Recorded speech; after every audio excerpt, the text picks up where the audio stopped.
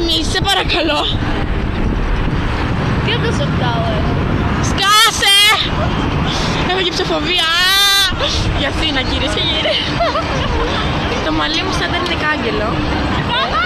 Το πονάει τα αυτιά μου. Τώρα κατεβαίνουμε. Να το. Και το πάνω. Εντάξει, ωραία ήταν. Γιατί δεν κατεβαίνει. Ξέρεις ξαφνικά με σαφίνα που έχει.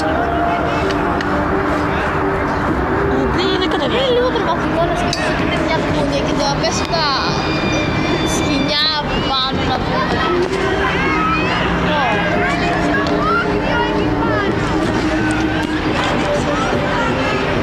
Σοφόκριο ήταν. Για ψολόκριο. Πες γράφει. Ναι ρε. Αυτό ήτανε. Γεια σας.